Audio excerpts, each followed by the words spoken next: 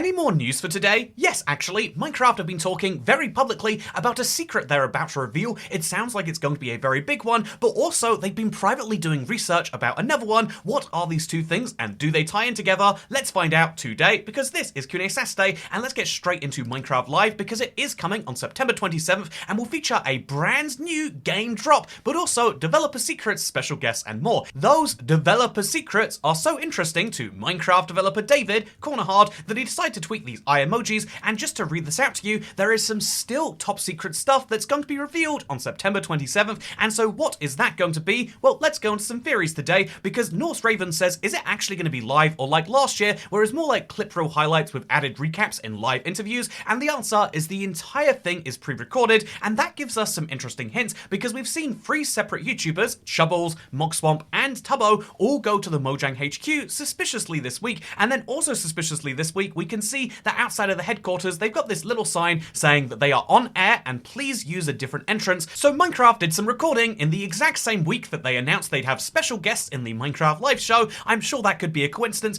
but if it's not, if they did pre-record it, sure, that's a bit of a bummer in its own way, but it also means that yes, actually, we are going to see some hints coming out between now and then, and indeed, we see Mogswamp here tweeting that he found the Moo Plume in the Mojang office and that he tried to take it home, but TSA would not let him take it on the plane. This is very funny if you ask me, but it's also maybe a hint that they're finally going to come back for another one of the fan favorite mob vote losers. But it's also interesting that Chubbles, who was one of the other people, decided to tweet saying, is this seat taken? And as you can see, this is a pretty famous Minecraft seat. You might recognize it from the Arch Illager. This is a Minecraft dungeon seat which she decided to sit on, and unlike the Mogswamp tweets that Minecraft ignored, Minecraft themselves actually reposted this one. And so is that a hint that they are talking about Minecraft dungeons too? Well, it certainly feels that way, doesn't it? But it's important to make the counter case, and so what if Minecraft are going to reveal some next major update or some other big plans that could be coming? And well, I mean, the first point of evidence would clearly be the Mojang roadmap to 2028 that will start with an end update, then have Java Bedrock crossplay and 1.22 PvP combat update, except this is just one comment that someone decided to make up. I'm amazed that these things still happen, but instead, if we're talking about 1.22, maybe instead it's interesting to talk about the Xbox research survey that just came out. So this is an Xbox Research Minecraft co-op survey. This is from the same people who did the surveys for Minecraft Live and a few events where they've revealed minor details about the internals of the game. And so there is currently a co-op survey, and of course it's confidential and no one has sent me the answers yet, but if you want to give that a look and see if there's anything interesting in there about Minecraft's plans,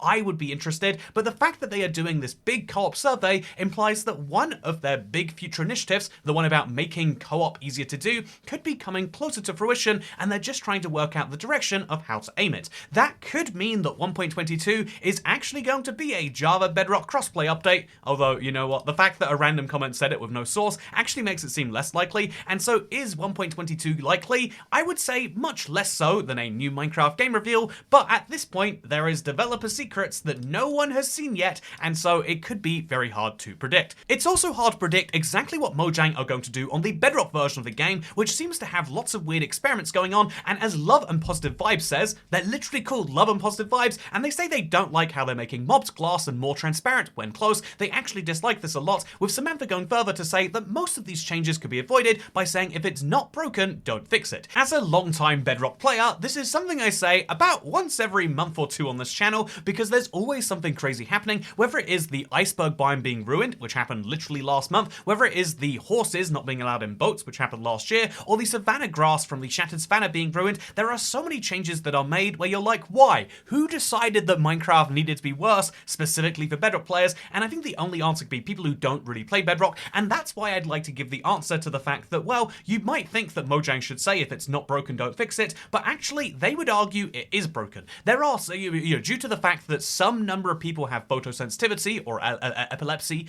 in a more serious phase, but basically if some people have this serious condition, then some number of people play Minecraft and are affected by it every year. And so developers are simply given the task of fixing what is to them a very big problem. You know, when there's an essential bug fix that needs to be done, let's imagine that paintings are falling off your world. Mojang are going to fix that as soon as humanly possible. By the way, that's actually going to have to wait till the next update, but you get the point that, like, when there are big bugs, they usually fix them instantly. And so this is a big bug, not just for your Minecraft world, but for reality. Some number of people are suffering unnecessarily because of Minecraft, and so the solution is very strange. strange. I don't know that transparent mobs are going to save a single person. I don't know that this menu spacing is going to save anyone. I hope that it will, and if it is, then is it worth it? Probably yes, but as I mentioned in my video yesterday, I think that it's really important that you don't throw the baby out with the bathwater. If you're trying to fix a problem for a small group of people, you can't break it for everyone else, or, you know, there's a baby down the drain and now you have to go in there, and I don't know how this analogy goes, but what I do know is I don't want to go looking in the sewers for a baby, and Mojang shouldn't want to do that either. And in particular, I think the easiest way they could avoid this is, as Jo Plays says, it needs to be a toggle option for the thousands of us who don't want it nor asked for it, and this has 139 upvotes.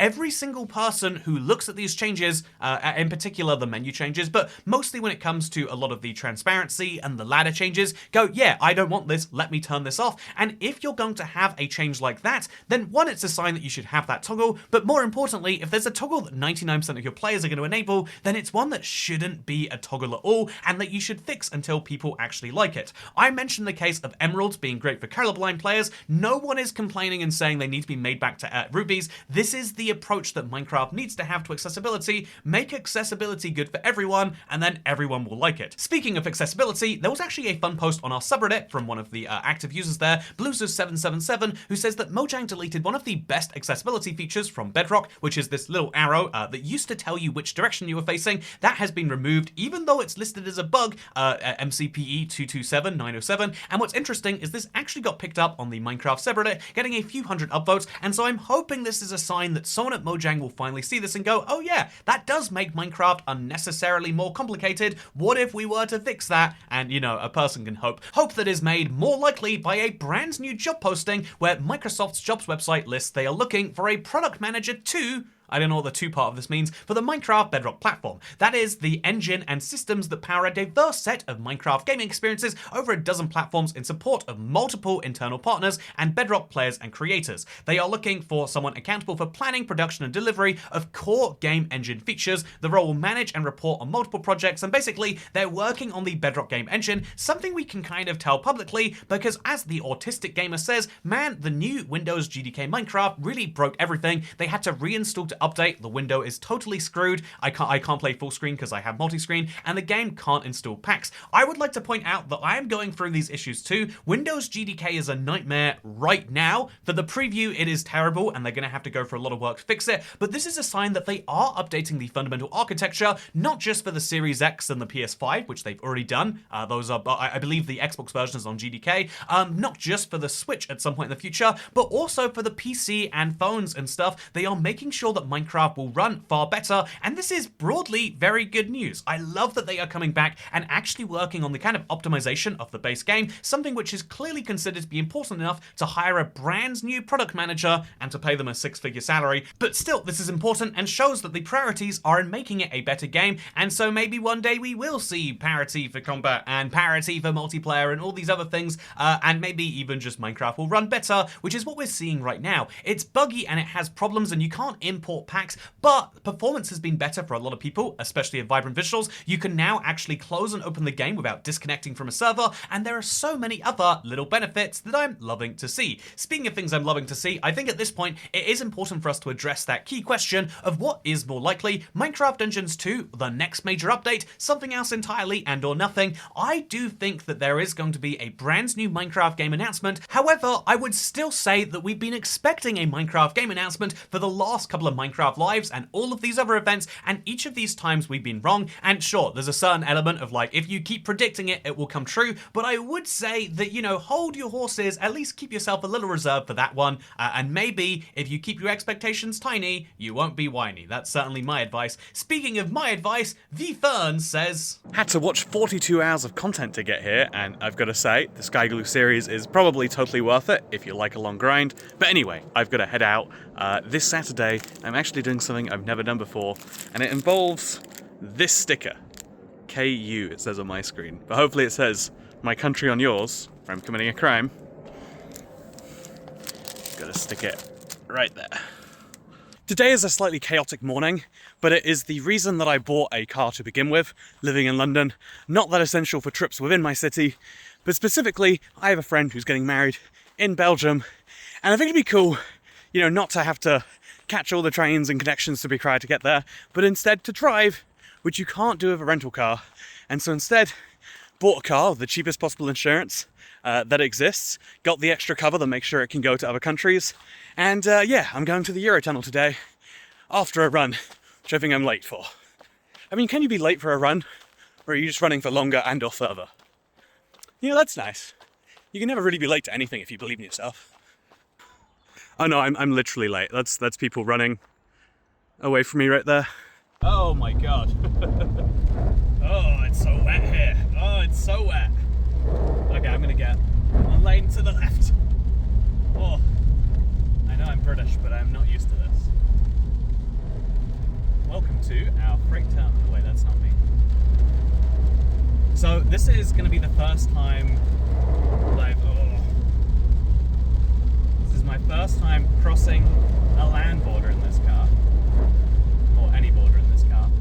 If you want to see something fun, my dashboard, I've kept it in kilometers an hour ever since I got this car. I don't know why it was set to that, just for this moment, because yeah, everyone else in Europe uses more logical measurements of speed.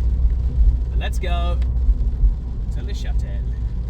Oh, they put the thing is on the left, so this is meant for European drivers because their wheel is on the left, whereas I'm on the right. Okay, now I've handed my passport to a British man. I've got to declare my firearms, if I have any, to this woman. Okay, all the formalities are done, and now I just drive the car down a ramp onto the train platform, which already feels like so wrong. Like, this is, you know, I feel like if you have a bike at a train station, you already feel like a bit of a madman. But I'm going to be driving my car onto a train platform, and then we're just gonna drive straight onto a train. This goes against every fiber of my being. Oh, but I guess we're doing it. Oh, oh, this is weird. This is really weird. Nice. And now I'm on a train in a car, which, to be fair, is a more comfortable way to do it. I feel like I'm surprised this wasn't invented by the Americans, you know? I can sit in my comfy, climate-controlled orange box, and I can also have public transport. What a wonderful combination.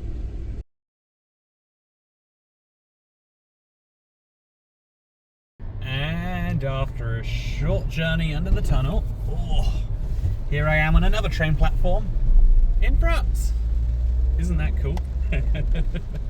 But yeah, what's even more fun about this is it's not just a switch. Oh, British line of control. It's not just a switch from you know, the UK to France, which means I can drive straight to Belgium because it's connected.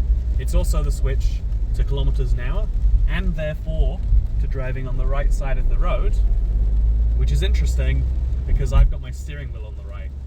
I don't think I've ever driven. I've driven in Europe and on the wrong side of the road before, but never from the wrong side of the car. So that'll be a lot of fun. But yeah, I'm going to drive to Belgium today. I've got a fun wedding coming up. I wish you could see my wedding outfit. But for now, I'm going to say thank you very much for watching. I hope you all enjoyed. And goodbye. Wait, question. When am I going to be streaming next? Not this weekend, but soon.